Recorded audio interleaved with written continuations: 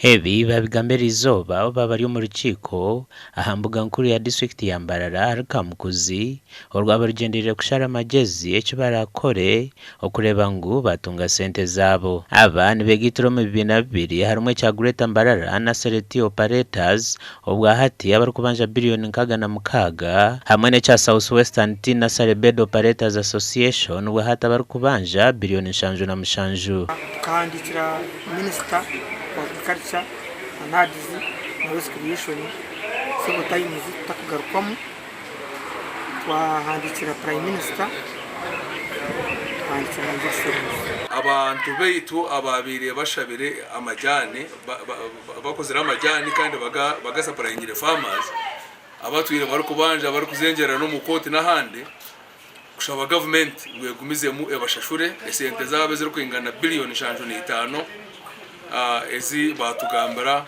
oku izabire determined omukoti. Karebu Chipande omuhandiki mukuru ahabwa ekibine kya South Western Tea na Bed Operators yagira ngu bwanyuma ya gavumenti okurema kubashashura bakaza omukoti nikwe Museveni kubahabura ngu enshonga bazikwate kitaka na bwanyuma gavumenti barihirire. Chipande nagira ngu bakashashura biriyooni 39 kandi obwa hati nibabanja biriyooni 57 kuruga mu gavumenti.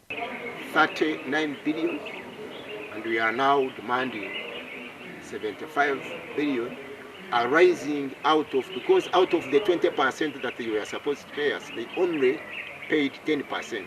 So we are now demanding another 10% for 3 years.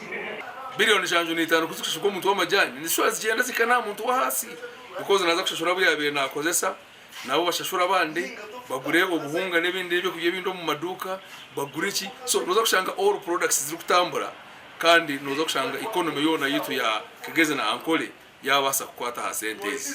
Ahabwa TV West and Adolf Fireka.